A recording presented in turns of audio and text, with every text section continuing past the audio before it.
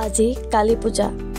জুবিন গাৰ্গৰ মৃত্যুৰ পাছত বিগত এটা মাহ ধৰি শোকত ম্ৰিয়মান হৈ আছে ৰাজ্যবাসী। জুবিন গাৰ্গৰ মৃত্যুৰ পিছত পাৰ হৈছে লক্ষ্মী পূজা, দুৰ্গা পূজা, কাতি বিহু।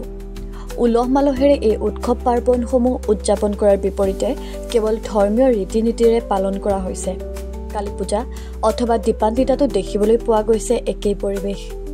জাক জমকতাৰে উদযাপন কৰাৰ বিপৰীতে কালী পূজা আৰু দীপান্বিতা উপলক্ষে শিৱসাগৰৰ মেলা চকতো চাফাই কৰ্মীসকলে ধৰ্মীয় ৰীতি নীতিৰে পালন কৰিছে পূজা। প্ৰাণৰ শিল্পী জুবিন গাৰ্গৰ প্ৰতি শ্ৰদ্ধাঞ্জলি জ্ঞাপন কৰি জুবিন গাৰ্গৰ আদৰ্শৰে আগবাঢ়ি যোৱাৰ পণ লৈছে চাফাই কৰ্মীসকলে। দুখীয়াক সহায় কৰি ভালপোৱা জুবিন গাৰ্গৰ আদৰ্শ অনুসৰণ কৰি চাফাই কৰ্মীসকলেও দৰিদ্ৰ পৰিয়ালৰ কণ কণ ছাত্ৰ ছাত্ৰীসকলৰ মাজত জুবিন গাৰ্গৰ ছবি সম্বলিত স্কুল বেগ প্ৰদান কৰে। সমান্তৰালভাৱে নাহৰ ভালপোৱা জুবিন গাৰ্গৰ স্মৃতিত কেইবাটাও নাহৰ পুলি ৰোপণ কৰা হয়। এই অনুষ্ঠানত চাফাই কৰ্মীসকলৰ লগতে কেইবাজনো জাতীয় সংগঠনৰ নেতা, সমাজকৰ্মী, জ্যেষ্ঠ সাংবাদিক উপস্থিত থাকে। আজি শিৱসাগৰ হৰিজন কলনীত আমাৰ নীলাজ বাজপেয়ীৰ নেতৃত্বত আজি কালী পূজা ২৬ বছৰৰ পিছত এই বৰ্ষৰ যি কালী পূজা, সেই কালী পূজা অতি ব্যতিক্ৰম। এইকাৰণে শোকস্তব্ধ হৈ থকা অসম মাতৃৰ পুত্ৰক হেৰুৱাই যি ম্ৰিয়মান, সেই সময়ত এই অনুষ্ঠানৰ লগত তেখেতলোকে শ্ৰদ্ধাঞ্জলি অনুষ্ঠান ৰাখিছে হাৰ্ট অফ জুবিন গাৰ্গৰ বিদেহী আত্মাৰ সদগতিৰ অৰ্থে। আৰু যাতে ছাত্ৰ ছাত্ৰীসকলক বেগ বিতৰণ কৰিছে প্ৰতিছবি লগা জুবিন গাৰ্গৰ প্ৰতিছবি। আৰু জুবিন দাই বিচৰা যি নাহৰ, সেই নাহৰ বৃক্ষৰোপণ কৰিছে। আমি এইডোখৰতে এটা কথা অনুৰোধ জনাম যে চৰকাৰখনক, যি সময়ত যোৰহাটৰ এটা ঘটনাত কলা লৰাৰ সময়ত জি পি সিঙে এটা টুইট কৰিছিলে যে নিউটনৰ গতিৰ সূত্ৰটো, সেই সূত্ৰটো এতিয়া ক'ত হেৰাই গ'ল, সেইটো এটা প্ৰশ্নবোধক চিন। যি সময়ত যিবোৰ অসম পুলিচৰ কাষ্টিজী বা পলায়ন কৰাৰ পিছত অপৰাধীক যেনেদৰে ভৰিৰ তলত গুলি মৰা হৈছিলে, সেই গুলিকেইটা এতিয়া ক'ত গ'ল, সেইবোৰ এতিয়া প্ৰশ্নবোধক চিন হৈছে। কিন্তু এটা কথা আমি সমান্তৰালভাৱে এই যুঁজখনো নিব লাগিব। যিহেতু আমি কাষ্টিজী বা নপলালে আৰু গুলিও যেতিয়া নামাৰিলে, এতিয়া ন্যায়িক যুঁজ হ'ল। ন্যায়িক যুঁজৰ কাৰ্যপালিকা ন্যায়পালিকাৰ মাজত পাৰ্থক্য আছে। ন্যায়িক যুঁজখনত আমি কেতিয়া জিকিম, ৫ বছৰ ১০ বছৰ কিমান বছৰ লাগিব, সেইটো কেতিয়াও এতিয়া ক'ব নোৱাৰি। কিন্তু এটা কথা আমি এইটো ক'ব পাৰিম যে ভগৱানৰ শ্ৰীচৰণত ভগৱানৰ পুত্ৰ হয় আৰু তেখেতলোকক অচিন ৰোগ দিয়ক। আৰু চৰকাৰক মই এইটো আহ্বান জনাইছোঁ যে এই পবিত্ৰ মঞ্চপা অসমবাসী দেশ বিদেশে সকলোৱে বিচাৰিছে যে সেই কাল্পিত দুজনক, সেই কাল্পিত কেইজনক কিন্তু মৃত্যু দিয়াটো, কিন্তু ৰাজহুৱাকে ফাঁচি দিয়াটো, তাৰপিছতো চৰকাৰে যদি ভাবিছে এতিয়াও যে তেখেতলোকক জীৱিত থকাটো বিচাৰিছে, সেইটো তেখেতলোকে গণভোট লওক, ৰাইজৰ স্পষ্টীকৰণ লওক, ৰাইজৰ পৰা বিচাৰক যে কোনখিনি মানুহে বিচাৰিছে। কোনেও বিচৰা নাই। সংবিধান বনাইছে মানুহৰ কাৰণে, সংবিধান বনাইছে দেশৰ কাৰণে। দেশৰ মানুহে বিচৰা নাই যে জুবিন গাৰ্গৰ মৃত্যুৰ লগত জড়িত থকা সেই মানুহকেইটা জীয়াই থকাটো। তেনেকুৱা স্বত্বৰ ভিতৰত যদি ন্যায় মাজেদি তেখেতলোকক যদি ন্যায় দিয়া কথাটো হয়, তেন্তে অসম মাতৃৰ বুকুত থকা কোনো সতি সন্তানে কেতিয়াও মানি নলয়। সেইটো কিন্তু এটা স্পষ্ট। আজি আপোনালোকে যদি অনুভৱ কৰে, যদি সোণাপুৰলৈ যায়, যলৈ নাযাওক জুবিন গাৰ্গৰ যেনেদৰে গান বাজি আছে, যদি ন্যায় যুঁজখন যদি চৰকাৰে যদি ভাবিছে, ন্যায়পালিকাই যদি ভাবিছে ৫ বছৰ ১০ বছৰ লাগিব, ১০ বছৰ কিন্তু জুবিন গাৰ্গৰ এই যিটো জুই, এই যি ক্ষোভ, এই ক্ষোভ কিন্তু কেতিয়াও শেষ নহয়। সেইকাৰণে মই অনুৰোধ জনাইছোঁ অসম চৰকাৰে 2টা গুলি খৰচ কৰক আৰু 2টা গুলিৰ বিনিময়ত অসম মাতৃয়ে ভালপোৱা প্ৰতিটো সতি সন্তানে কিন্তু তেখেতলোকক যেনেদৰে ৰাতি 1টা বজাত CM-এ গৈ পিনাই দিল্লী বিমানবন্দৰত গৈ আঁঠুকাৰি সেৱা লৈছিলে, মানুহে ধন্যবাদ দিছিলে, কৃতজ্ঞতা দিছিলে, যেনেদৰে তেখেতৰ শেষকৃত্য সম্পূৰ্ণ কৰাৰ ক্ষেত্ৰত তেখেতলোকে যেনেদৰে দায়িত্ব লৈছিলে, সেইখিনিলৈকে ধন্যবাদ আৰু উপচাই পৰিছিলে। কিন্তু এতিয়া বৰ্তমান সময়ত সেই ধন্যবাদ দিব পৰা কোনো স্থল নাই। এইকাৰণে স্থল নাই, 2টা গুলি অসম চৰকাৰৰ অভাৱ হ'ল, প্ৰতি মানুহে বিচৰাৰ পিছতো অভাৱ হ'ল।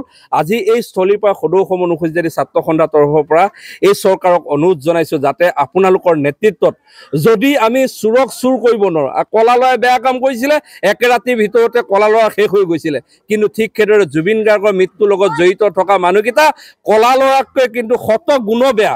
অসম মাতৃৰ প্ৰতিটো স্থানে স্থানে আজি চিঞৰিবলগীয়া আছে, মানুহে কান্দিবলগীয়া আছে, চৰকাৰৰ যে ভৰিত ধৰিবলগীয়া আছে, ন্যায়পালিকা ভৰিত ধৰিবলগীয়া আছে যে আমাক জুবিন দাৰ ন্যায় লাগে, আমাক জুবিন দাৰ ন্যায় লাগে।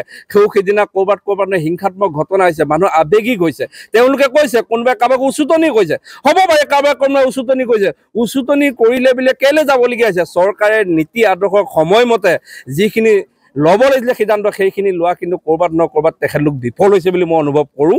এইকাৰণে অনুভৱ কৰিছোঁ তেখেতলোকে যদি 2টা গুলিৰ শব্দৰ মাত যদি অসমবাসীক যদি দিব পাৰিলেহেঁতেন, হয়তো আজিৰ তাৰিখত অসম আৰু অসমীয়া মানুহে সেই জুবিন দাক বিচাৰি হাবাথুৰি খাই থাকিবলগীয়া নহ'লহেঁতেন।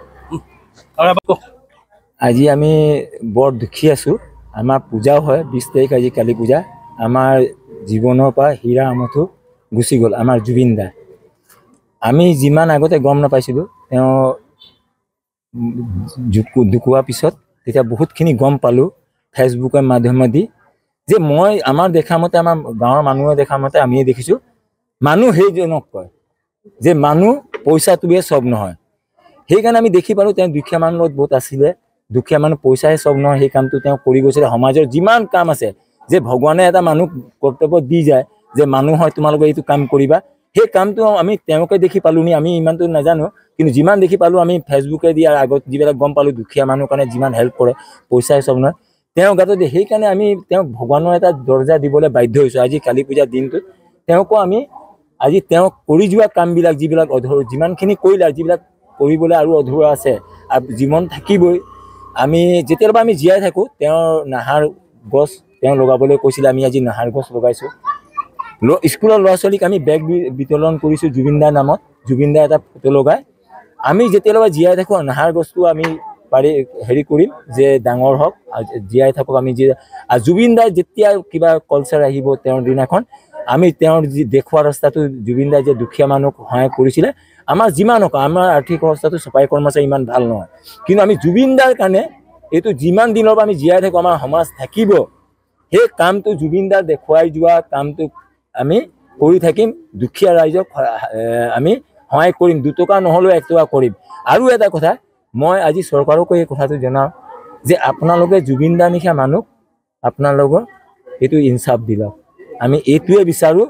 আৰু এইটো গম নাপাব, আগতে জুবিন দাক বহুত মানুহ গম নাপাইছিলোঁ, এইটো কথা মই চৰকাৰক জনাওঁ। কিন্তু আজি চৰকাৰক মই এইটোৱে জনাবলৈ বিচাৰোঁ যে আজি ফেচবুকেদি জুবিন দা কোন এটা গাঁৱৰ মানুহ নহয় বুলি যিবিলাক মানুহ নাজানিছিলে জুবিন দা কোন, সেইটো গম পাই গৈছে। সেইকাৰণে চৰকাৰক মই কৈছোঁ এইটো ওপৰত বৰ কঠোৰ স্থিতি ল'বলৈ, নহ'লে তেওঁলোকে আগৰ দিনত মই চৰকাৰক CM ছাৰকো জনাওঁ, মাননীয় মুখ্যমন্ত্ৰী ডাঙৰীয়াক, যে এইটোত কঠোৰ স্থিতি ল'বলৈ নহ'লে জুবিন দাক যিমান চিনি নাপাইছিলে সিহঁতিও আজি চিনি পোৱা হ'ল, আৰু এইটো বেয়া হৈছে, দুখ কৰিছে। মই CM ছাৰক এইটো জনাবলৈ মই ৰিকুৱেষ্ট কৰোঁ, আপুনি এইটোত পূৰা কাল্পিকবিলাকক শাস্তি দিয়ে যে জুবিন জিন্দাবাদ আৰু জুবিন দা অমৰ থাকক। আপোনালোকে আমি ভবা নাছিলোঁ, ইমান অকণমানি কাৰিকৰ পাতিছিলোঁ, আপোনালোকে আহিব ইমান ডাঙৰ হৈ যাব। জুবিন দাৰ এইটো আশীৰ্বাদ আছিলে, সেইকাৰণে ডাঙৰ হৈ গ'ল।